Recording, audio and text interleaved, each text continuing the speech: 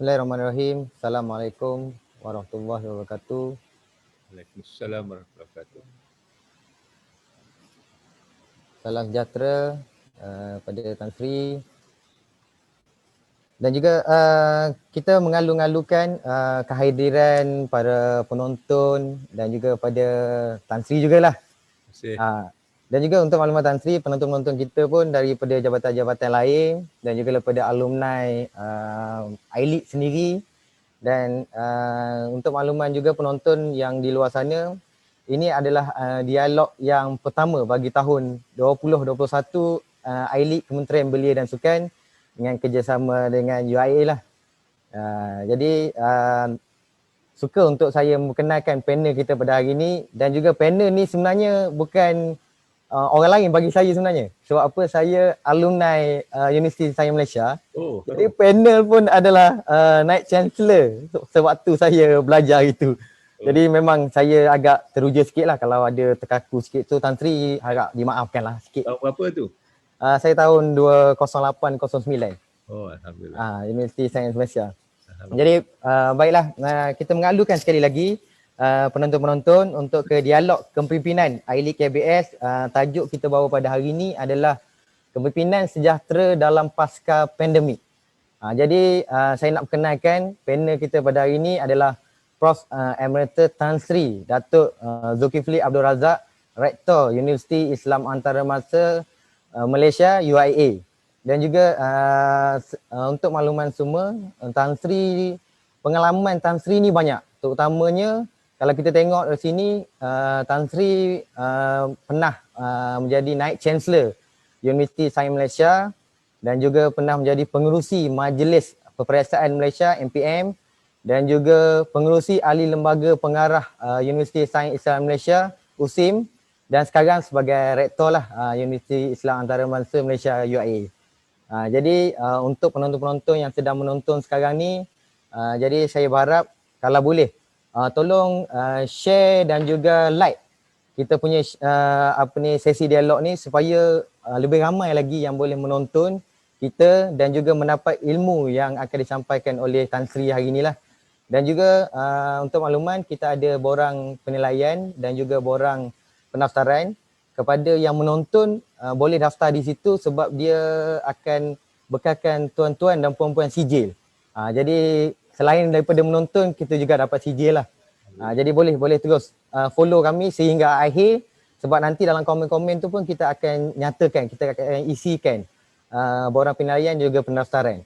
Dan juga jika ada soalan untuk diajukan kepada yang berbahagia Tan Sri, jadi tuan-tuan dan puan-puan boleh terus masukkan di dalam komen saja. Nanti saya akan scroll satu-satu dan saya akan bacalah kalau cukup masa, insya-Allah. Jadi tanpa membuang masa lagi, untuk pusingan yang pertama ni, saya menjemputlah yang berbahagia Tan Sri untuk mengupas ataupun memberi makna dan maksud kepimpinan sejahtera era pandemik ini. Jadi saya silakan Tan Sri. Terima kasih banyak Saudara Muhammad Yohanis. Saya berterima kasih kepada KBS kerana menjemput saya untuk berbincang tentang satu judul yang saya rasa tempat pada masanya apabila kita bercakap tentang COVID dan pasca COVID ini. Saya bersyukur kepada Allah SWT kerana kita diberi izin bertemu walaupun secara maya, tetapi hasratnya masih hendak berkongsi tentang apa yang kita tahu. So, Assalamualaikum warahmatullahi wabarakatuh kepada semua. Saya ada beberapa slide yang hendak saya kongsikan. Saya harap dia berjaya dikongsikan. Okey. Seperti mana yang dikatakan tadi, ini adalah dialog tentang kepimpinan dan kepemimpinan sejahtera dalam konteks pasca COVID-19. Kita baru saja melalui hampir 10 bulan apa yang dikatakan disruption ataupun ganggu gugat dalam persekitaran dan kehidupan kita diakibatkan oleh seekor ke sebuah, tak tahu saya, virus yang mengelilingi kita dan menukar segala corak ada yang berlaku pada kita. Oleh itu bila kita bercakap tentang kepemimpinan ini, apakah dia yang akan kita kesan dan apa pula yang boleh kita bawa untuk satu pengajaran bagi kita melihat semula bagaimana kita nak memimpin ataupun cara-cara untuk memimpin supaya kesan COVID ini tidak begitu jelas dalam hal-hal yang berkaitan. Ini adalah beberapa kerangka yang saya akan lihat apa itu kepemimpinan ataupun leadership. Kita akan berbicara sedikit tentang model yang dipanggil sebagai WEIRD, iaitu model yang saya lihat sebagai pra-COVID sebelumnya lahirnya tahun 2020 khususnya pada bulan Mac 18 dan seterusnya. Apakah pengaruhnya kepada kepimpinan dan keseluruh masyarakat yang ada. Kalau kita nak membuat transformasi, apakah transformasi dan apakah modelnya yang dikatakan wiser model ini. Kita beri sedikit contoh dan kemudian kita cuba lihat apakah dia cara untuk kita melihat ke hadapan waktu yang katakan sebagai the futures. So saya nak bermula dengan apabila kita cakap tentang kepemimpinan, apa yang kita maksudkan dengan kepemimpinan itu. Saya ingin memetik apa yang dikatakan oleh Peter Drucker. Dia kata management is doing things right, leadership is doing right things. So maknanya kalau kita bercakap tentang kepemimpinan, kita bercakap tentang apakah benda yang kita lakukan yang agaknya wajar. Bukan betul, mungkin tidak begitu tepat perkataannya. Adakah benda yang kita lakukan wajar? Kalau wajar, maknanya itu berbentuk pemimpin atau kepemimpinan yang didefinisikan oleh Drucker. Apa yang dimaksudkan dengan benda yang wajar ataupun tidak? Misalnya lah kalau kita seorang pemimpin, kita ada sebuah tangga. Di mana kita nak letakkan tangga tu? Katalah ini satu dinding, kita ada satu dinding. Adakah dinding sebelah kiri? Ataupun dinding sebelah kanan? Ataupun dinding di hadapan? Macam kes ini. Dan bukan itu saja, kita juga melihat apakah tinggi dinding tangga itu.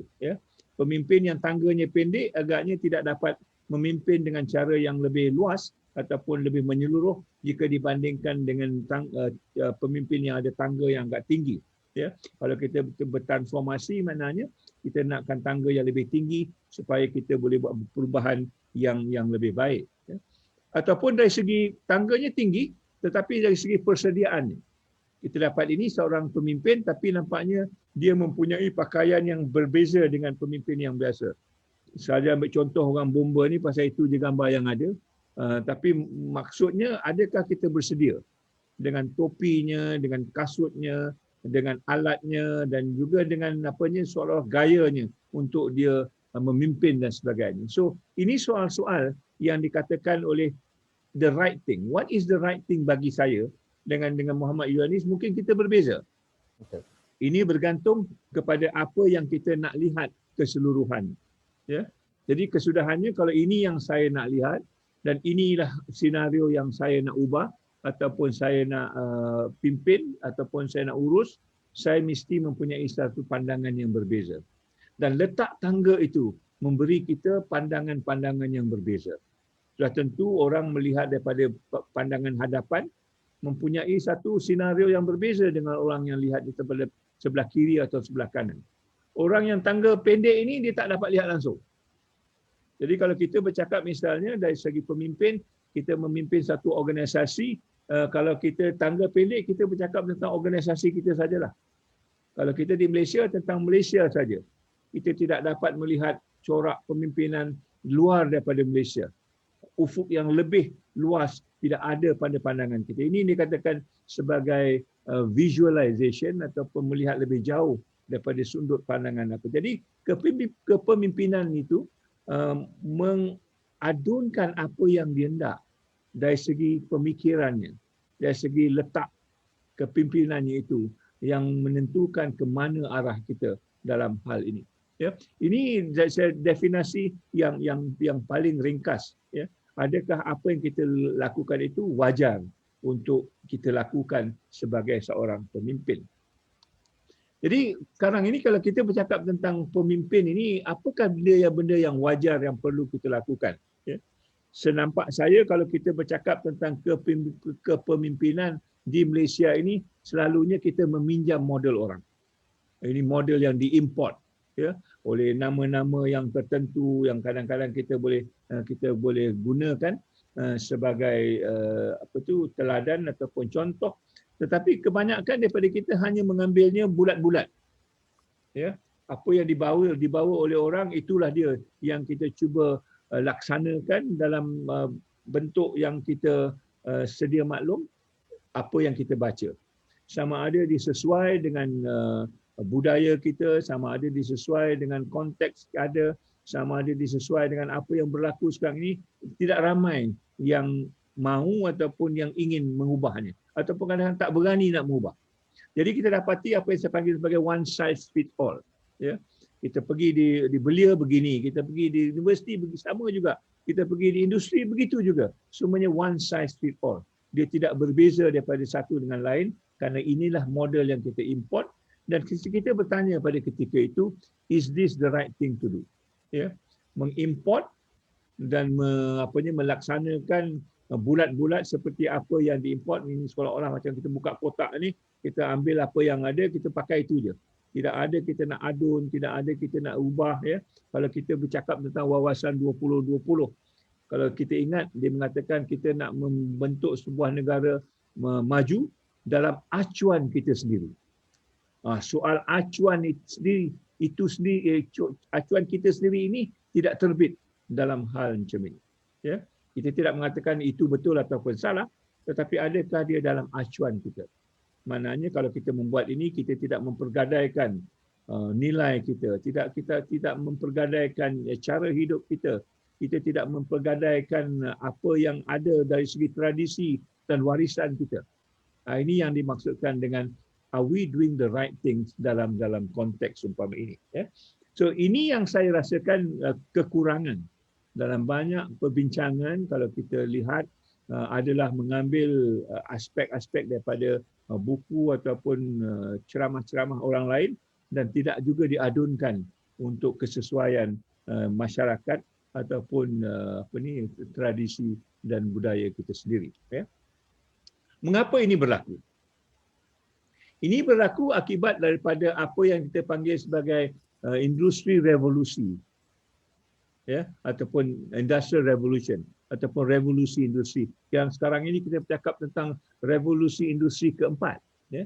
Tapi revolusi industri ini sudah berlaku 300 tahun yang lalu, pada tahun 1700 lebih kurang, ya, yang menukar seolah-olah bagaimana orang bekerja dengan memperkenalkan satu lagi cara hidup yang dikatakan hidup perkilangan, the industrial factory.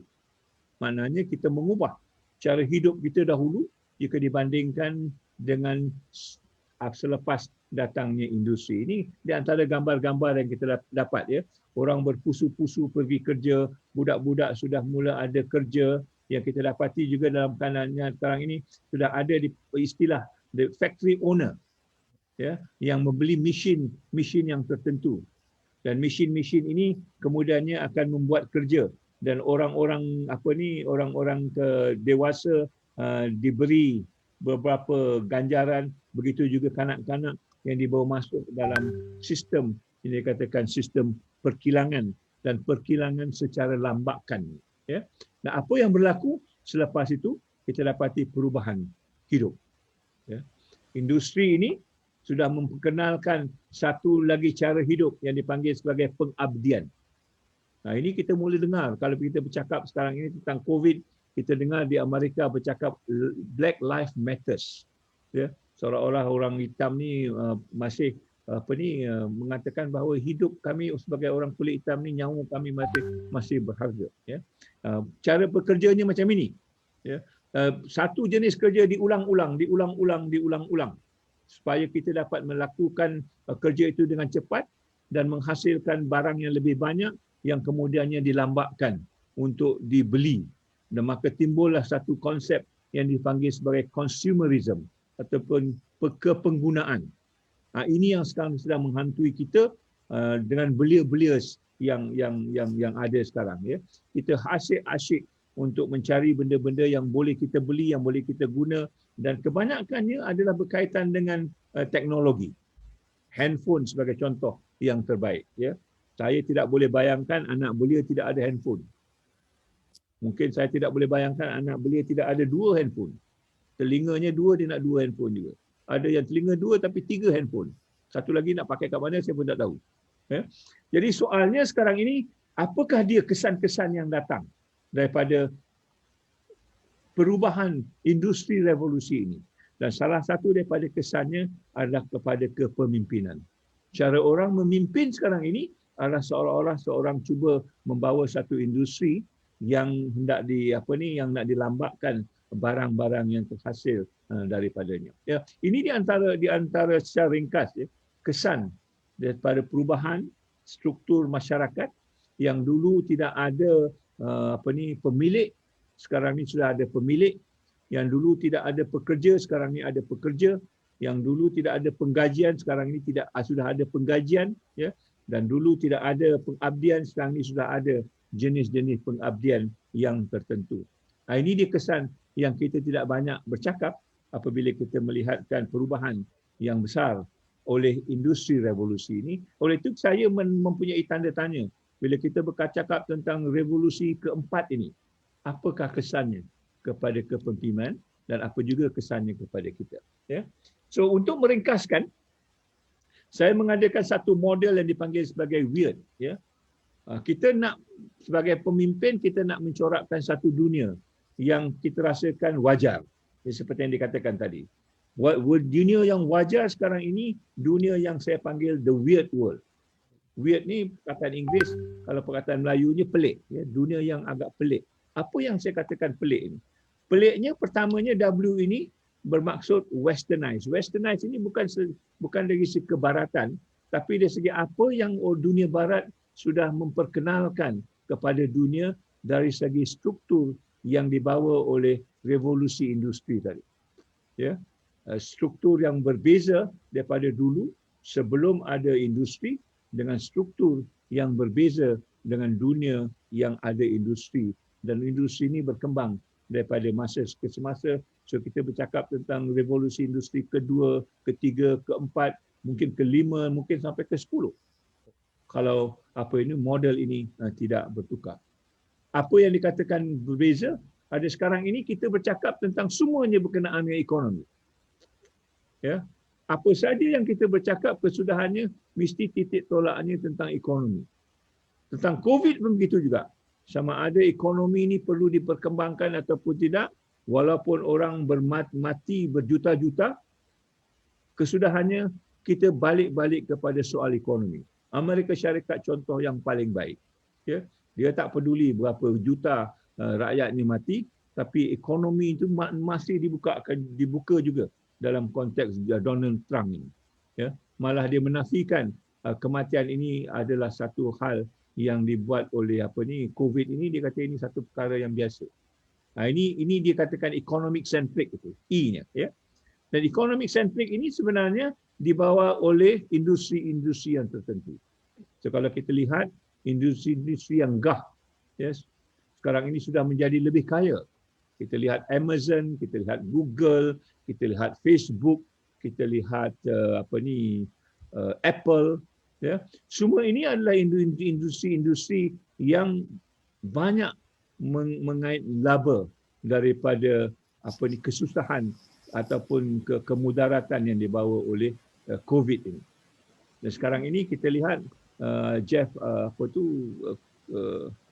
CEO Amazon adalah triliuner yang pertama dalam dunia hasil daripada perubahan ataupun wabak COVID yang kita lihat pada hari ini. Ya. Kita masing-masing sekarang ini cuba mengaup satu reputasi dengan meletakkan kita nombor satu. Ini ranking ini. Ya. Ranking ini adalah salah satu daripada natijah yang dikatakan sebagai weird tadi. Semua nak jadi nombor satu. Macam mana jadi nombor satu itu bukan kisahnya. Asalkan jadi nombor satu cukup, kerana kita terkenal, kita dapat lagi banyak pelaburan, kita dapat banyak lagi keuntungan, ya, dan kita menjadi orang yang mungkin terkenal dalam konteks ini. Jadi soal jadi terkenal sama ada dia bermaruah ataupun tidak menjadi soal.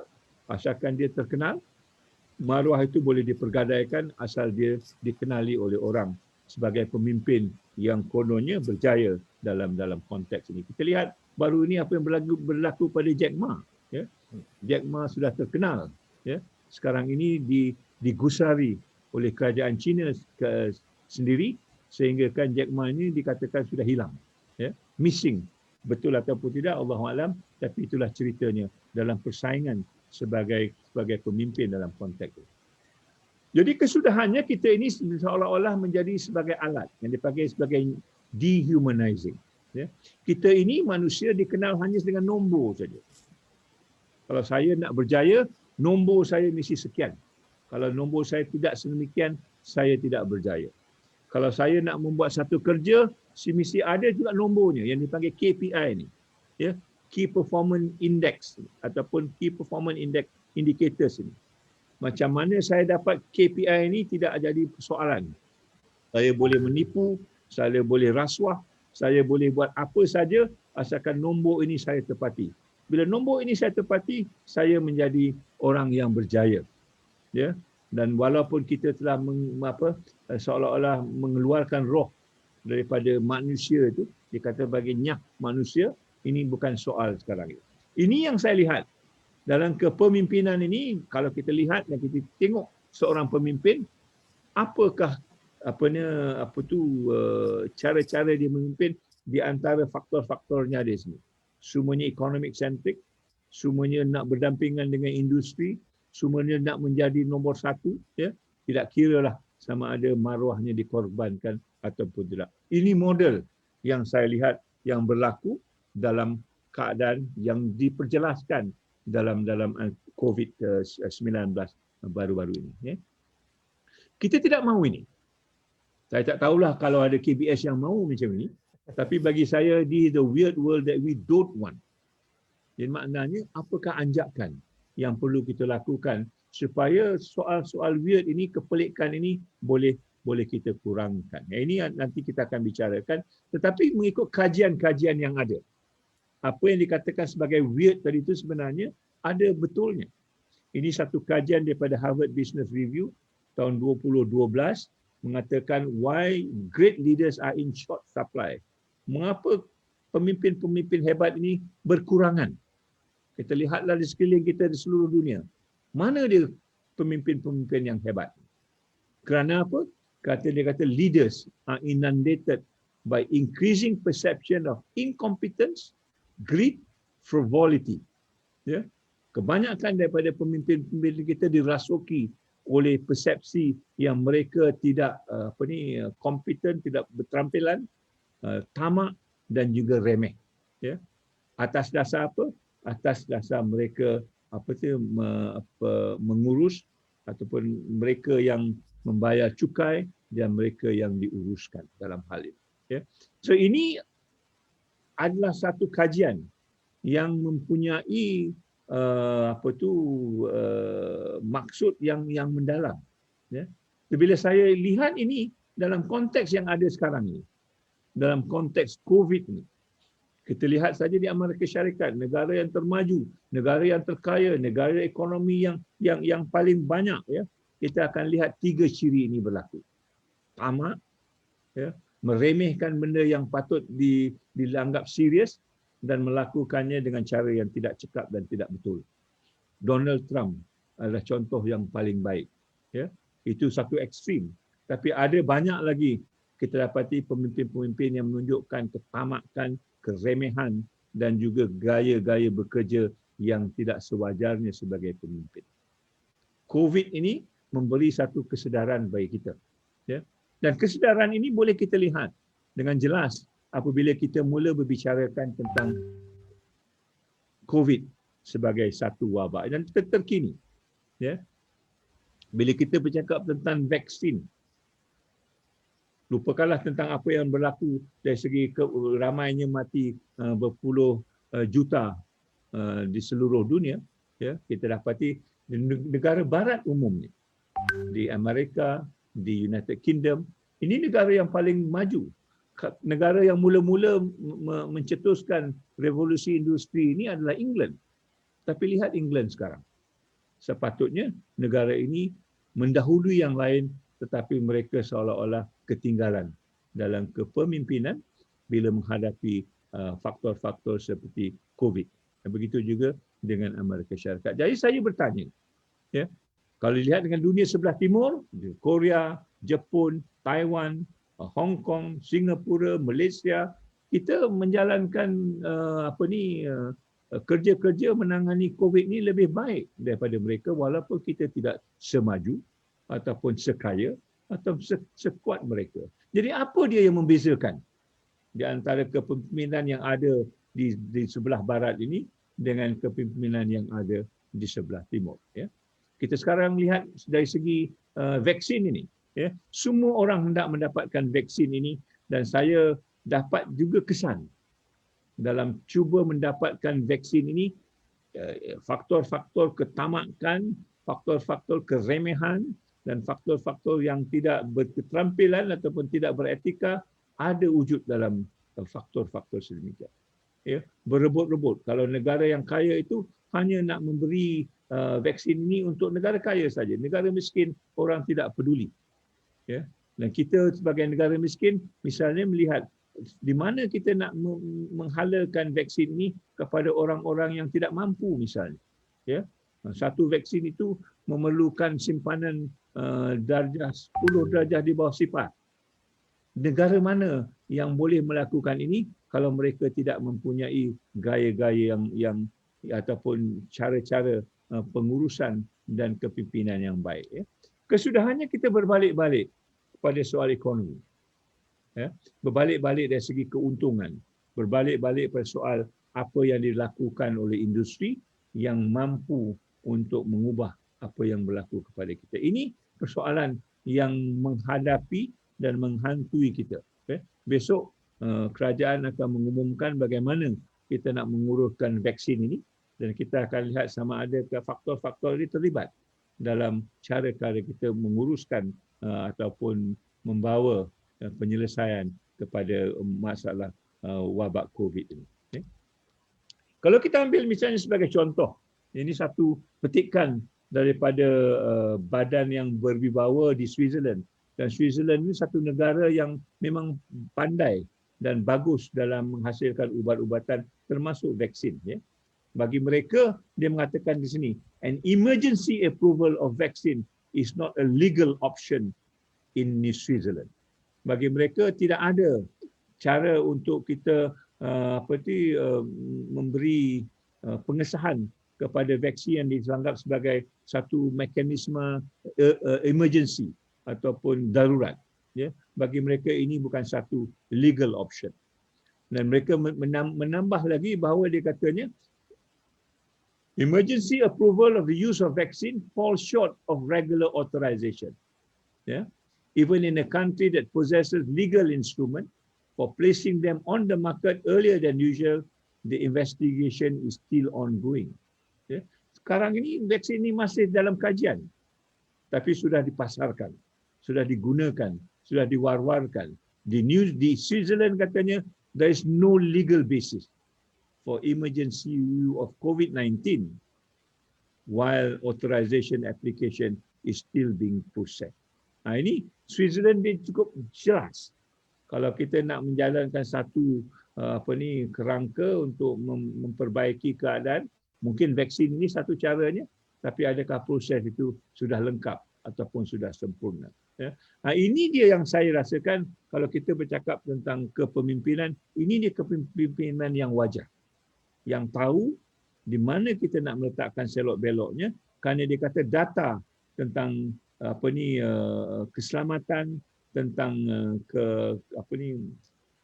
kemujaraban dan kualiti adalah penting. Adakah kita dapat memberi satu keyakinan bahawa tiga-tiga faktor ini, keselamatan, kemujaraban, dan kualiti memang ada dalam vaksin yang hendak kita beli ataupun hendak kita pakai. Di mana maklumatnya? Siapa yang boleh memberi keyakinan ini kepada kita? Dan ini adalah di antara faktor yang penting dalam kita menentukan sama ada vaksin yang kita nak gunakan itu wajar atau tidak. Ini sebahagian daripada kepemimpinan bagi saya. Tidak perlu kita menjadi doktor Tapi kita sebagai rakyat biasa nak menentukan bahawa hak dan juga kedudukan rakyat dapat kita pertahankan apabila kita membuat sesuatu keputusan dalam konteks ini. Ya. Ini dikatakan sebagai, jadi apa yang kita nak buat? Kita nak buat satu transformasi.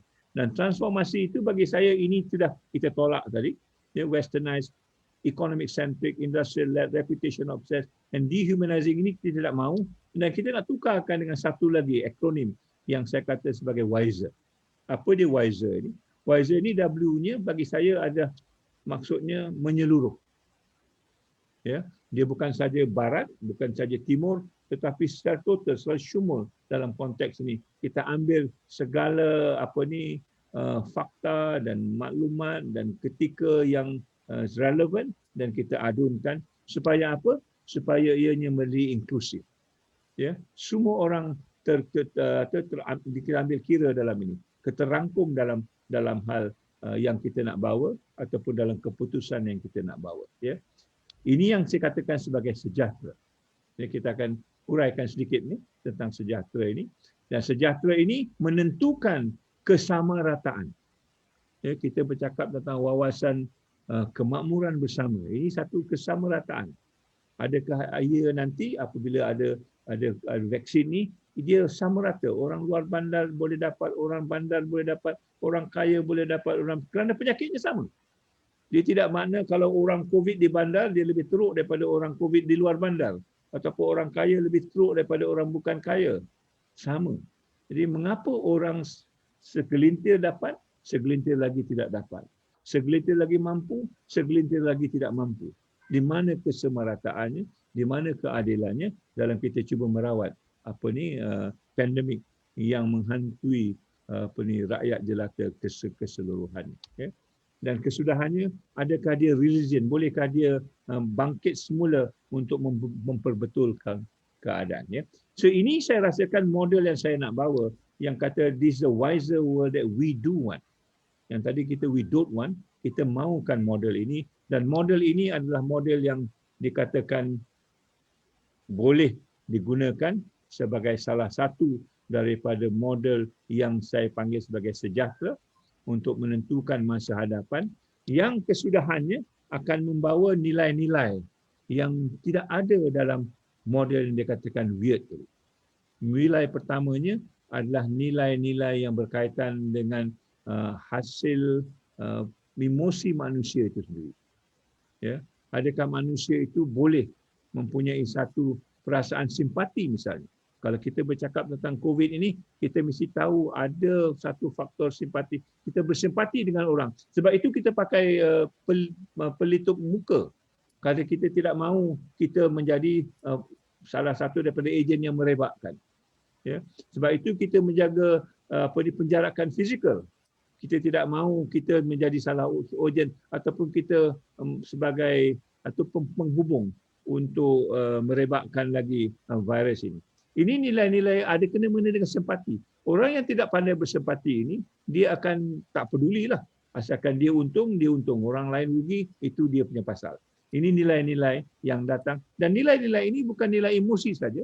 Dia ada kena-mena dengan pemikiran. Pemikiran sains.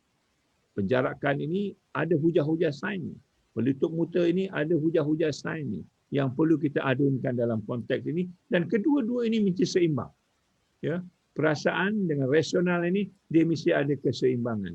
Dan keseimbangan inilah salah satu daripada faktor yang penting yang dia kata sebagai IQ dengan EQ ini dalam soal kepemimpinan yang akan datang. Ya. So bertolak daripada ini, apabila kita dapat kefahaman tentang keseimbangan ini, kita akan melahirkan satu lagi seolah-olah permata dalam mentadbir dan mengurus dan memahami apa yang perlu pada pemimpin dan kehendak untuk mentadbir dan mengurus secara saksama, secara adil dan secara syumul kalau boleh. Ya. So dengan secara ringkas, saya cuba nak menghuraikan ada beberapa faktor yang perlu kita ambil kira kalau kita bercakap tentang sejahtera dan kepemimpinan sejahtera itu. Ya. Pertamanya, saya nak mengatakan bahawa pertamanya kita mesti ada nilai yang saya katakan tadi. nilai spiritual, nilai kerohanian yang menjadikan manusia itu manusia yang pandai bersempati, yang pandai menghulur tangan untuk membantu orang lain, ya. Dan ada juga faktor-faktor yang berkaitan dengan psikologinya, memahami psikologi orang, bagaimana mereka boleh menyempurnakan keadaan-keadaan yang saya katakan tadi berlandaskan kepada keadilan, kesaksamaan, tidak kira kaya, tidak kira miskin, tidak kira luar bandar, tidak kira apa kaum, tidak kira apa agama, bagaimana kita boleh bekerjasama dalam konteks ini. Dan saya katakan juga tadi, dia mesti diimbangi dengan rasional yang tertentu. Pemikiran-pemikiran saintifik, pemikiran-pemikiran yang bergantung kepada data, bergantung kepada maklumat, ya, membuat keputusan-keputusan yang rasional dalam keadaan ini. Ini maknanya kita perlu ada penaklulan ataupun pemikiran yang mendalam dalam hal ini. Jadi pemimpin ini bukan tim kosong saja. Dia ada hujah-hujah yang tertentu yang nak dibawanya, kerana ini dasar-dasar yang kita pilih dan ini hujah-hujah, ya, untuk kebaikan bersama. Saya juga mengatakan tadi dianya mesti berasaskan kepada nilai budaya yang ada. Dia tidak semuanya yang perlu kita pukul rata kerana ini datang daripada barat jadi ini yang terbaik, ya. Kalau ini datang daripada nama sianu, ini yang paling yang terbaik. Bagaimana dengan budaya kita? Bagaimana dengan cara hidup kita? Ya, adakah cara hidup kita ini sesuai dengan cara hidup yang dibawa oleh pemimpin-pemimpin yang tertentu? Berkaitan dengan etika. Apakah nilai-nilai etika, nilai-nilai budaya dia, peradaban kita? Ini yang selalunya tidak langsung diambil kira kerana nilai peradaban kita ini sudah dicicirkan. Ramai agaknya anak-anak muda misalnya tidak memahami selok-belok budaya ini kalau kita bercakap tentang peribahasa misalnya. Kita bercakap misalnya kalau dari segi pemimpin itu dia kata macam ular menyusur akar. Ular menyusur akar tidak akan hilang bisanya. Kita tidak dengar pepatah begini, ya, ataupun mengikut resmi padi, lagi berisi lagi tunduk. Kalau kita menjadi pemimpin, kita patut pandai merendah diri. Kita patut pandai menjaga tata susila kita dalam masyarakat. Kita tidak angkuh, kita tidak sombong, kita tidak lantang dalam berbicara. Ini dimasukkan soal budi pekerti, budi bahasa, budi bicara. Ini semua adalah selok-belok etika budaya yang ada kena-mengena dengan kepemimpinan yang sekarang ini tidak dapat kita lihat, ya, dalam kebanyakan hal. Kerana dia ada kaitan yang seperti kata-kata tadi, emosi, ya, yang datang daripada kalbu manusia itu sendiri yang boleh mengimbangi apa yang berlaku dari segi simpati, dari segi empati dan sebagainya. Ini boleh kita hujahkan lagi kalau ada masa, tapi masa pun dah mencemburui kita, ya. Itulah Tan Sri. Ya. Teruskan. Sekarang ini kita bercakap tentang bagaimana bukan itu saja hubungan kita dengan ekologi, dengan persekitaran, ya, dengan dunia luar. Sekarang ini kalau kita lihat misalnya di Kuantan, Bah. Mengapa di Kuantan ni Bah? Ya. Ini kalau orang pemimpin yang peka, dia akan bertanya ini. Mengapa 8 tahun di pantai timur Bah? Tidak ada penyelesaian. Universiti sudah ada 20. Kalau masuk universiti swasta sudah ada 70. Apa kerja universiti ini? Takkan masalah Bah ni tak boleh diselesaikan. Tapi tidak boleh kerana kita tidak ada faktor ekologi itu dalam hidup kita. Kita hanya melihatkan apa yang ada di persekitaran kita kerana ekologi ini ataupun alam sekitar tidak menjadi penting. Ya? Kita melihatkan ekologi ini dari ekonomi dari segi aspek ini. Saya bukan katakan ekonomi ini tidak penting, penting, tapi dia perlu diimbangkan dengan faktor-faktor yang lain yang kesudahannya boleh mencetuskan satu masyarakat yang sejahtera. Jadi maknanya sejahtera ini mempunyai 10 elemen ini. Jadi kalau kita bercakap tentang salam sejahtera sekarang ni Muhammad Yunis, apa yang dimaksudkan salam sejahtera? Sejahtera Malaysia, apa dia sejahtera Malaysia ini? Ya. Kalau pergi ke Kelantan ada, kalau pergi di pasar Katijah tak salah saya. Ada pun dinamakannya tandas sejahtera. Ya. Apa dia yang sejahtera dalam tandas ini kalau kita tidak faham apa itu elemen ataupun unsur-unsur dalam sejahtera. Kalau kita kumpulkan abjad-abjad merah ini, kita akan dapat satu akronim yang sebagai SPICES. Ya. Spices ini rempah ratus. Kita tahu kalau kita nak masak dan masakan kita nak sedap, rempah ratus ini mesti seimbang. Kalau tak seimbang, orang Penang kata ini tak syok, dia buang pi. Sebab tu nasi kandar di Penang bagus kerana rempah ratusnya seimbang. Hidup pun begitu juga. Rempah ratus hidup ini mesti seimbang. Ya.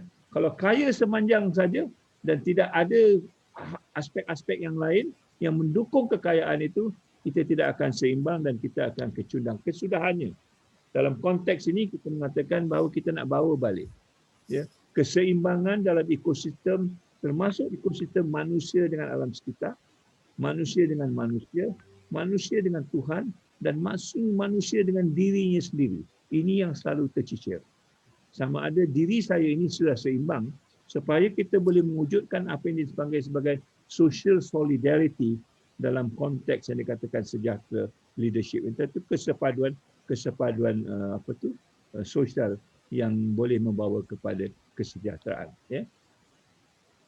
So, keseimbangan ini adalah satu perkara yang penting. Hidup mesti ada keseimbangan. Sebab tu dalam Al-Quran kita ada surah yang bercakap tentang mizan. Mizan ini maknanya keseimbangan. Apa itu keseimbangan dan bagaimana hendak kita capai keseimbangan ini? Ini bergantung kepada cara kepemimpinan yang kita nak bawa. Okey, insya-Allah dalam 2 minit lagi kita akan selesai. Bagaimana contohnya? Ini kita ambil contoh COVID. Ya. COVID berlaku kerana hidup kita tidak seimbang lagi. Kita mempunyai cara hidup yang cukup berbeza, yang membolehkan virus ini pindah daripada haiwan kepada manusia. Maknanya kita sudah hidup dengan cara begitu rapat sekali dengan cara hidup lama, di mana manusia hidup dengan cara dia, haiwan hidup dengan cara dia. Sekarang ini di antara itu sudah mula dirapatkan sehingga kan hubungan di antara manusia dengan haiwan ini sudah begitu rapat dan sudah menjadi jangkitan-jangkitan yang dan ini bukan kali pertama. Ini kali ke-puluhan, ya. Dan cara kita menyelesaikan, kita panggil awal-awal dulu social distancing, penjarakan sosial. Maknanya kita lari daripada apa yang berlaku. Kalau kampung ini ada COVID, saya lari pada kampung ini. Ya. Kita tidak mau menyelesaikan, kita tidak mau sebahagian daripadanya untuk menyelesaikan. Ini yang menjadikan dia kucar-kacir kerana keseimbangan yang saya katakan tadi sudah tidak ada. Ya. Sedangkan cara kita hidup, kita nak membawa keseimbangan secara keseluruhan dan bukan perkara baru yang dipanggil sebagai the shared human heritage. Warisan kemanusiaan yang diperkongsikan. Maksudnya apa? Maksudnya setiap budaya, setiap masyarakat ada cara hidupnya sendiri. Kalau di Jepun dipanggil sebagai kizuna. Kalau di Sweden dipanggil sebagai lagom. Ya. Kalau di Korea dipanggil sebagai nunchi. Kalau di Filipina dipanggil uknayan, khususnya di tempat di Cebu dan sebagainya. Kalau budaya Cina dipanggil sebagai yin and yang. Ya. Kalau di Afrika dipanggil sebagai ubuntu. Kalau dunia Islam dipanggil sebagai silaturahim. Ya. Kalau dunia Nusantara dipanggil sebagai sejahtera. Namanya berbeza, tapi makna dan maksudnya sama, bahawa ada perkongsian, ada perseimbangan, ada kedudukan sama rata dan keadilan dalam membawa kehidupan manusia dalam masyarakat. Ya. Jadi soal dikatakan social solidarity itu sememangnya sudah wujud dalam cara kita bekerja. Sebab kalau kita lihat di kampung, memang cara hidup di kampung memang ada perpaduan sosial itu. Kita kenal mengenal dengan orang lain, kita duduk di satu masjid dengan satu saf, ya. Anak saya, anak awak, kita bekerjasama untuk membangunkan manusia ini. Bukan sepi-sepi seperti mana yang kita lihat sekarang ini.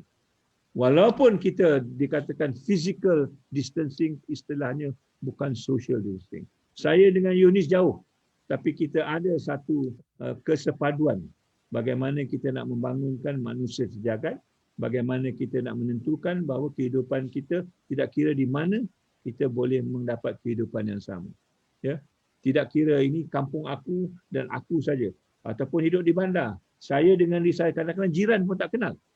Macam mana kita nak mewujudkan apa yang dipanggil sebagai social solidarity ataupun kesepaduan sosial, tidak kiralah sama ada kita dari segi fizikalnya rapat atau tidak. Jadi istilahnya adalah istilah yang dipanggil sebagai physical distancing. Alhamdulillah kerajaan kita telah membetulkan ini bukan social distancing.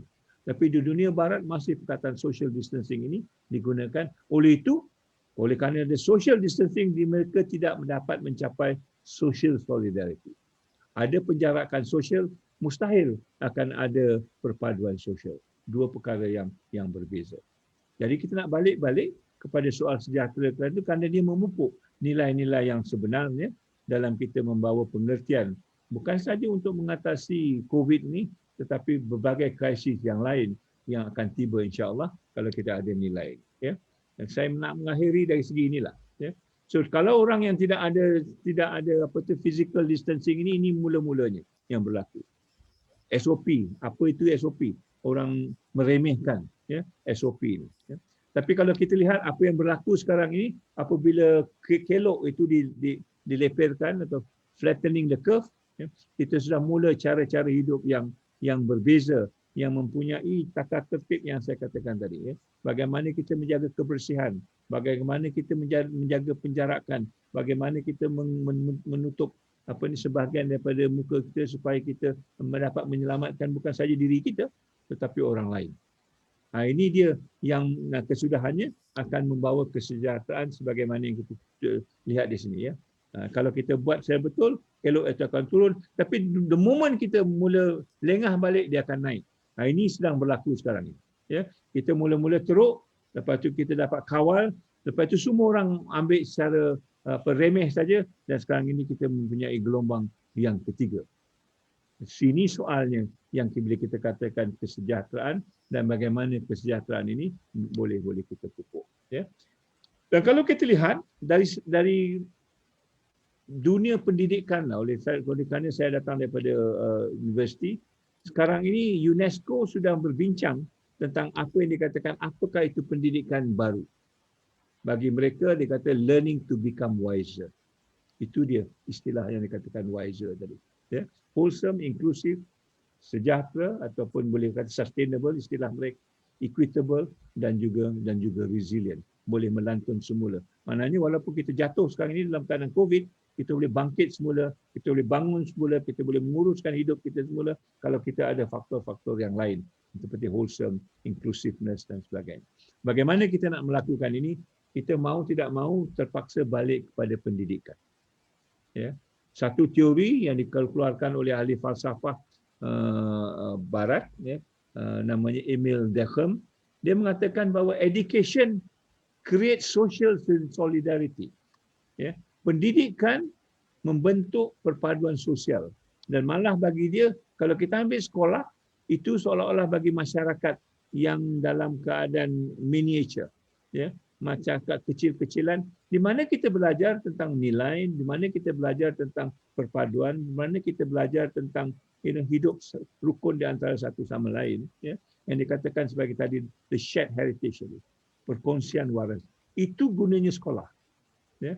Sebab itu saya agak keras dalam konteks ini. Sekolah mesti ada satu aliran. Kalau sekolah berbagai aliran, di mana nak kita letakkan perpaduan sosial tadi? Kerana satu sekolah memupuk satu nilai yang lain, sekolah ini memupuk nilai yang lain, ya. Tidak ada kesepaduan, tidak ada perkongsian. Jadi bila datang coronavirus ini, kita akan menjadi mangsa kerana kita tidak ada perkongsian. Ya. Dan perkongsian ini kesudahannya akan mewujudkan perkongsian di antara sejagat. Seluruh manusia akan boleh berkongsi kerana kita mempunyai nilai yang sama. Ini yang dikatakan the human solidarity itu yang kesudahannya akan membawa norma, nilai, cara berfikir yang boleh menyatukan bukan saja negara, bukan saja masyarakat, tapi seluruh dunia. Dunia memerlukan ini sekarang kalau nak berhadapan dengan COVID. Kalau Amerika cara Amerika, England cara England, kita cara kita, bangsa sana, bangsa Cina, bangsa ini, kita tidak akan dapat menyelesaikannya. Kesudahannya kita akan jadi mangsa kepada apa yang dipanggil sebagai wabak COVID. Ya. Untuk mendapatkan ini, apa yang perlu berlaku? Kita perlu menjadikan pendidikan sebagai landasan untuk bertindak. Sebab saya tukar sikit dia. Edu-action, bukan education. Education, pendidikan. Edu-action maknanya education, pendidikan ini kita mesti jadikan sebagai sumber pendidikan. Apa yang perlu kita bawa dalam pendidikan sebagai salah satu daripada landasan bertindak. Ini mungkin ada kena-mengena dengan KBS. KBS mesti bertindak, bukan bercakap je, bukan berretorik saja, bukan berpidato saja, tapi tidak ada kesan. Ya, nah ini saya sebagai pemimpinan yang selalu tidak berkesan begitu, bercakap je, action and talk only, no action. Ya. Dan kalau kita tidak mempunyai haluan yang betul, ya, kita tidak akan dapat mendapat dunia yang seimbang dan satu tadi. Dan ini yang saya lihat sedang berlaku, di mana sekarang ini kita mempunyai alih pandangan yang berbeza. Kita tidak bercakap tentang istilah-istilah yang saya bawa tadi. Oleh itu, masa hadapan kita akan terus terancam selagi ini tidak dibetulkan daripada weird kepada wiser. Ya. So kesimpulannya, kalau kita nak bercakap tentang edu-action ini, kita mesti bercakap tentang bagaimana kita boleh hidup saling membantu, interdependence. Tidak kira kaum, tidak kira bangsa, tidak kira agama, tidak kira wilayah, tidak kira kaya, tidak kira miskin. How can we live together? Supaya kesudahannya kita dapat unity. Patutnya pada tahun ini, Wawasan 2020 mengatakan kita sudah ada bangsa Malaysia. Ya, 30 tahun kita mengerjakannya. Tapi di mana bangsa Malaysia itu? Kalau bangsa Malaysia ini tidak ada, di mana bondingnya? Di mana merapatkan manusia tadi, dan di mana juga kesepaduan yang kita katakan tadi. Ya, jadi seolah-olah kalau kita nak adakan ini, kita terpaksa balik-balik kepada yang dikatakan tadi, the one world, dunia yang wiser tadi itu. Dan inilah bagi saya yang dikatakan kepemimpinan yang berlandaskan kepada kesejahteraan. Ya. Dan perkataan sejahtera ini sebenarnya wujud dalam falsafah pendidikan kebangsaan. Dan dia mengatakan dalam falsafah pendidikan kebangsaan, manusia yang melalui pendidikan di Malaysia mesti sejahtera diri. Sekarang ni saya tanya orang yang dah keluar daripada universiti lah, apa itu kesejahteraan? Mungkin ramai yang tidak dapat menjawab. Kita perlu balik-balik kepada nilai ini supaya kita dapat membangunkan satu bangsa yang mempunyai nilai yang boleh kita pupuk bersama untuk membangunkan kesepaduan, dan kesepaduan itu boleh membawa kesejahteraan, dan kesejahteraan itu akan menjadi penyelesaian bagi dunia yang akan datang pasca COVID sudah tentu, dan apa juga krisis yang akan datang insya-Allah pada masa-masa yang akan datang. Ya. Kita sudah di UIA ini kita sudah memupuk satu kursus, yang ini kalau berminat, MBA program yang dikatakan The Sejahtera Leadership. Ini pelajar-pelajar MBA yang pertama, bukan perempuan, dia banyak perempuan. Ini satu masalah juga ni, banyak orang perempuan berlaki-laki ke mana tak tahu. Ada 4 orang lagi lelaki belakang, 1 2 3 4. Ya. Ada 11 orang yang sudah melalui kursus dia panggil Sejahtera Leadership ini, yang diletakkan di kuliah ekonomi dan juga sains pengurusan di UIA. Ini kita mewar-warkan Kelab Sejahtera untuk alumni-nya. Yang kali pertama, inilah ada angkatan yang pertama dalam konteks ini. Ya. So saya ingin mengakhiri dengan kesimpulan bahawa kepemimpinan yang ada bukan kepemimpinan sembrono saja. Dalam keadaan COVID, dia mengajar kita mesti pandai memilih apa yang perlu untuk membawa satu lagi dimensi yang ada kaitannya dengan hidup kita sendiri, di cara kita sendiri. Tidak bermakna di sini dengan di Amerika mesti sama, ataupun di Amerika dengan di Europe mesti sama. Mereka mempunyai kelainan, dan kelainan ini akan menentukan sama ada kepemimpinan itu wajar ataupun tidak. Dia katakan sebagai doing the right things yang kita mula-mula katakan tadi. Ya. So saya akhiri, terima kasih banyak. Wabillahi taufiq wa hidayah. Assalamualaikum warahmatullahi taala wabarakatuh. Waalaikumsalam warahmatullahi wabarakatuh. Terima kasih Tan Sri. Itulah Tan Sri. Masa zaman saya belajar dulu pun memang ramai perempuan Tan Sri kat USM tu. Itulah. Jadi nak memilih tu rasa macam tapi baiklah, kita berbalik semula pada perangan Tan Sri tadi. Jadi terima kasih Tan Sri sebab Sama-sama. ada dua saya tengok sini model yang Tan Sri bentangkan, iaitu satu model pelik yang Tan Sri sebut tadi. Wise. Dan Weather. Dan juga satu lagi model sejahtera, iaitu Weird. Weather dan juga Weird. Dua modul ni. Jadi pada yang mana yang terlepas untuk menonton boleh ulang semula lah. Jadi dua modul ni Tan Sri saya lihat bagaimanakah kita nak dalam konteks pembangunan belia di Malaysia ini dengan dua modul ni dan juga apa yang telah Tan Sri terangkan tadi, bagaimana mereka boleh mengaplikasikan kepimpinan sejahtera ni dalam konteks pembangunan belia Malaysia lah. Boleh tak Tan Sri kongsikan sikit? Pertama Malaysia mesti membuat keputusan. Sama ada kepimpinan yang ada sekarang ini bagi mereka sudah wajar ataupun secocok dengan apa yang berlaku dahulu dan akan yang berlaku sekarang.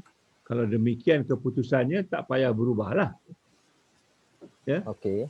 Dia akan hidup dalam keadaan model yang pelik tadilah, yang weird tadi tu. Ya. Kalau dirasakan memang pelik, mengapa kita terus bercakap tentang ekonomi? Betul. Bukan salah tentang ekonomi, tapi bila kita bercakap tentang pembangunan lestari misalnya, dia kata bukan saja ekonomi, ekologi penting juga, planet itu penting dan manusia penting. Ya, so dalam kewajaran kita bercakap tentang ekonomi misalnya, kalau kita bercakap tentang revolusi industri keempat, saya bertanya di mana manusia? Bila semua sudah menjadi besok robot ataupun automation dan sebagainya, saya berbalik-balik pemikiran saya pada 300 tahun yang dulu apabila kita mula memperkenalkan satu mesin. Di mana manusia? Hatta manusianya pada ketika itu dia jadi dihamba, diperhambakan. Ya, hidupnya sudah lain daripada itu. Adakah ini akan berlaku balik apabila kita nanti sudah ada industri keempat ni? Apa jadi kepada Muhammad Yunis, apa jadi pada Zulkifli Razak? Saya mungkin tak ada dah lah. Generasi baru ini, hujah-hujah yang generasi baru perlu tanyakan. Ya. Adakah kita nanti, sekarang ni kita pula menjadi hamba kepada mesin? Ya. Ini soal-soal yang perlu kita fikirkan sekarang supaya kita dapat mencorakkan apakah jenis kepemimpinan yang kita nak. Kalau misalnya lah kita rasakan, sekarang ini mesin itu akan mengatasi kepintaran manusia misalnya. Apa yang perlu kita lakukan? Apa yang perlu ditukar dalam pendidikan? Apa yang perlu ditukar dari segi sistem ekonomi supaya kita tidak terjerumus dalam hal ini? Ini perkara-perkara yang belia perlu hujah, perlu fikirkan. Tapi kalau kita mengatakan 4 revolusi ini tidak apa, kesudahannya aku boleh jual macam raja, semua dayang-dayang aku ni mesin saja. Saya pun nak. Ya. Tapi kalau itu berlakulah. Kalau nanti sebaliknya robot tu yang jadi raja, kita pula jadi hamba sebelahnya. So itu saya tak mahulah. Ini yang soal yang saya rasa dalam komuniti belia tidak banyak diperbincangkan, tidak banyak diperhalusi, tidak banyak ini yang dikatakan keseimbangan tadi tu dari segi pemikiran dan juga apa yang sedang berlaku di persekitaran kita. Okey, terima kasih Tan Sri dengan jawapan tu. Mungkin kita boleh tengok Tan Sri soalan-soalan di Facebook. Sebab ada saya tengok ni ada juga yang soalan dan juga saya boleh bacakan beberapa soalan mana yang tak dibaca tu janganlah marah ya. Harap saya akan pick up beberapa soalan. Salah satu soalan ni Tan Sri dari Encik Muhammad Ismail Ali. Soalan dia, dunia dikejutkan dengan penularan wabak COVID-19 yang menyebabkan pelbagai perkara dalam rutin seharian berubah. Apakah cabaran kepimpinan dalam pasca pandemik ini bagi melakukan transformasi dalam corak kepimpinan sejahtera ini? Boleh Tan Sri nak jawab tu ataupun nak saya tanya 2-3 soalan dulu? 2-3 soalan lah saya boleh jawab. Okey, satu lagi dari Encik Suhaimi Muhammad Syarif. Cik Muhammad Syarif, maklum, Tan Sri, jika model itu baik, bukankah baik untuk diteladani? Hikmah itu benda yang hilang, jika jumpa ambillah. Jadi apa salahnya teladani model lain? Okey, soalan yang ketiga, Encik Muhammad Zamrin. Pandemik telah menyebabkan persaingan dalam sektor pekerjaan dan telah mendesak pelajar kita sendiri yang menerima beasiswa tidak pulang ke negara ini. Wajarkah mereka dikatakan tidak patriotik setelah menggunakan wang rakyat lah? Jadi 3 soalan itu sajalah saya pick up daripada Facebook. Kalau ada lagi soalan mungkin pihak Tan Sri nanti akan jawab lah, mungkin lah. Itu saja. InsyaAllah. InsyaAllah. Terima kasih Tan Sri. Okey, terima kasih. Soalan yang pertama saya rasa soalan yang paling penting ya. Ya. Apa yang kita dapat belajar, sekurang-kurangnya apa yang saya dapat belajar dalam wabak COVID ini. Walaupun kita merasakan ini satu musibah, tapi ada juga hikmah-hikmah dalamnya. Di antara hikmah yang saya dapat kutip, kita ditunjukkan oleh COVID ini bahawa dunia kita tidak seimbang. Ya. Banyak diskriminasi di antara satu pihak dengan satu pihak. Ya. Bukan saja di dalam negara tetapi di seluruh dunia. Ini satu dapatan yang kita rasakan memang sudah berlaku tapi diperjelaskan lagi oleh COVID. Saya ambil contohlah, kalau kita ambil misalnya di Amerika Syarikat, ini contoh yang paling baik dan saya dah katakan tadi ya. Mengapa negara yang maju, mengapa negara dengan teknologi dan sudah ke bulan dan berbagai-bagai cara yang telah dilakukan ya. Mengapa negara yang mempunyai dikatakan universiti yang terbaik dan terkemuka di dunia mempunyai satu kesan yang cukup lebih dahsyat daripada negara yang agaknya miskin, katalah macam Malaysia. Ya. Mengapa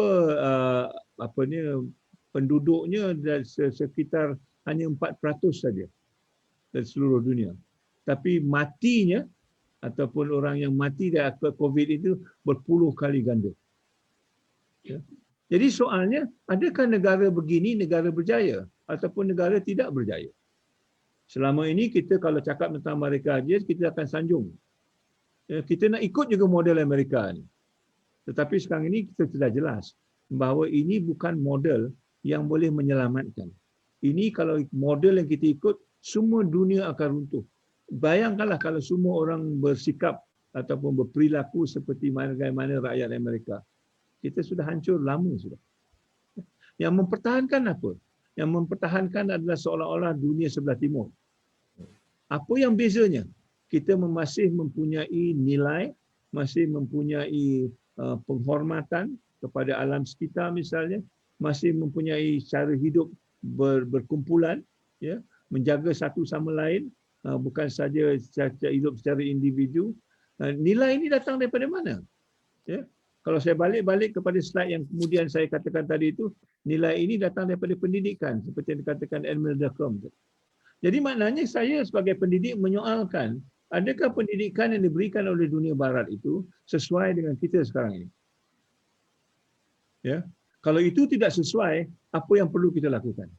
Kemana kita nak balik? Sudah tentu Universiti Islam Antarabangsa, kita tahu di mana kita nak balik. Kita nak bawa balik nilai-nilai yang dikatakan pendidikan dengan roh. Di mana roh pendidikan sekarang ini?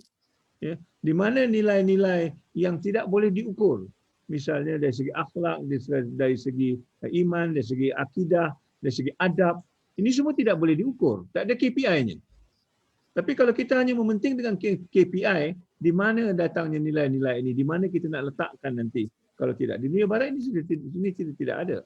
Ya. Jadi ini soalnya, dikatakan tadi, apa yang perlu diubah adalah kepincangan yang sudah kita alami dahulu. Ya. Seperti pertanyaan nombor 2 tadi, kalau ini merupakan hikmah, satu wisdom, ya, yang perlu kita ketengahkan, kita perlu ketengahkan kalau kita tidak mau kehancuran. Dan siapa yang nak diketengahkan, saya rasa belia-belia. Kerana ini adalah generasi yang akan menghadapi cabaran dan akan memimpin terus. Generasi macam saya agaknya mengusutkan keadaannya. Ya. Dan dah boleh diam lah. Generasi macam saya dah boleh diam lah. Kita dengarlah generasi muda ni pula. Kita punya time dah habis dah. Saya dah chancellor 10 tahun. Dah jadi rektor pula. Dah boleh pencen dah. nak dengar orang muda bercakap. Di mana hikmahnya, di mana kita boleh bantu, di mana kita boleh belajar yang satu sama lain untuk membangunkan. Ya. Jadi soal model sama juga. Soal yang ketiga tentang pekerjaan. Universiti dikatakan untuk mendidik orang untuk mendapat pekerjaan. Betul, saya tidak nafikan. Ya. Tapi pekerjaan bukan keutamaannya. Keutamaannya manusia itu. Adakah kita mendidik manusia ini sebagai manusia yang sejahtera diri? Ya, jadi kita dapat tahu kalau manusia itu dididik sebagai manusia yang pandai bersikap, mempunyai budi, mempunyai kesejahteraan, dia akan menjadi pekerja yang lebih baik daripada pekerja saja tetapi tidak ada adab, tidak pandai berbudi, tidak pandai berbahasa, tidak tahu sejahtera itu apa.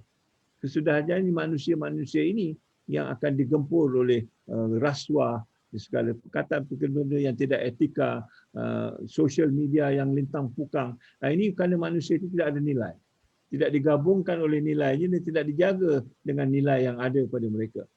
Ini soal sekarang ni. Adakah pekerjaan ini penting? Memang penting, tetapi adakah keutamaan? Soalnya sekarang ni bila ada COVID, orang yang nak memberi pekerja ini yang dikatakan industri tadi itu, tutup.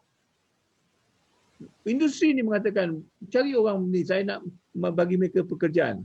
Tapi bila mula je COVID ni, dia yang tutup dulu. Kalau betul pekerjaan ini penting, dia akan terus mempertahankan dan memberi kita pekerjaan. Tapi tidak. Bukan satu, bukan dua, ramai yang tutup. Universiti tak boleh tutup. Yes, saya bukan industri. Kalau industri tutup, kita pun tutuplah. You baliklah. Buatlah apa yang nak. Kita tak boleh. Ini amanah kita lain. Betul. Jadi maknanya rakan kita sekarang ini bukan 100% industri. Kita mengajukan bahawa rakan kita sekarang ini adalah masyarakat. Masyarakat terus bekerja, mempertahankan diri mereka, menentukan bahawa karya mereka terus kita bantu. Dalam apa cara sajalah, memberi makanan ke ataupun apa saja. So rakan sekarang ini bukan saja industri tetapi masyarakat keseluruhannya. Dan masyarakat ini kesudahannya akan membantu universiti sebagai salah satu daripada anggota untuk menentukan universiti ini dengan masyarakat dapat bergabung. Jadi ini persoalan-persoalan, percaturan-percaturan yang sudah berubah, yang perlu kita persoalkan. Maknanya paradigma dulu perlu kita persoalkan habis-habis supaya kita mendapat satu lagi jalan keluar yang baik bagi kita untuk masa depan, insya-Allah. Okay, terima kasih Tan Sri atas menjawab soalan-soalan. Saya mengharapkan penonton yang bertanya soalan tadi tu puas hati apa yang Tan Sri jawab lah. Jadi kita lihat di sini masa menceperui kita. Betul. Hampir pukul 4 lebih lah. Mungkin ada dah yang balik dan sebagainya. Yeah. Sedikit semula maknanya apa yang Tan Sri sebut tadi dan sebagainya adalah satu perkongsian yang baik dan ramai. Kalau kita tengok dekat Facebook ni ramai yang memuji keberanian Tan Sri sendiri menerangkan, memberi contoh dan sebagainya. Jadi itu terbaiklah. Dan juga kita rumuskanlah. Jadi saya mohon Tan Sri, apakah pesanan dan nasihat Tan Sri untuk belia di luar sana dan juga untuk rakyat Malaysia, terutama dalam musim COVID-19 ini dan juga dalam kepimpinan sejahtera ni lah. Jadi boleh Tan Sri berikan sedikit. Saya merasakan bahawa apa yang berlaku pada hari ini bukan satu perkara yang yang kebetulan. Ya. Perkara ini akan berlaku lambat laun kerana manusia sudah hilang kemanusiaannya ataupun keinsanannya. Kita tidak lagi faham tentang bagaimana kita nak hidup beradab, bagaimana kita nak hidup dalam keadaan yang sejahtera ini. Malah perkataan sejahtera itu tidak ada lagi maksud dan makna. Kita menggunakannya setiap kali. Tapi kalau kita tanya apakah maksud dan maknanya, mungkin ramai yang tidak tahu. Ya. Jadi dia sudah menjadi satu retorik untuk pemimpin dan juga kadang-kadang slogan-slogan yang selalu kita dengar. Ya. So kalau ini bukan satu kebetulan, ini maksudnya mempunyai beberapa perkara yang perlu kita fikirkan mendalam supaya kita menjalankan tugas dan amanah yang kita diharapkan kurang-kurangnya dari segi perspektif Islam, ya, iaitu membina satu masyarakat yang saksama, yang mempunyai kesederhanaannya sendiri, yang mempunyai nilai, ya, yang diutamakan, berbeza dengan hanya benda-benda yang boleh kita garap dan kita gunakan sebagai pengguna. Ambil sajalah contoh, kalau kita mengatakan bahawa sekarang ini orang tidak lagi ke pasar-pasar raya, ya, kerana takut COVID. Tapi tabiat membeli itu tidak berubah. Dulu kita pergi ke pasar raya membeli secara semuka. Sekarang ini kita masih membeli, tapi caranya online. Ya, jadi suasananya berubah, tapi tabiat dan perilakunya tidak berubah. Ini yang saya takutkan. Kita hanya menukar persekitaran, tetapi manusia, juzuk manusia itu sendiri tidak berubah, caranya tidak berubah, dan oleh itu kita nanti terhumban dalam keadaan yang sama, mungkin dalam masa yang terdekat.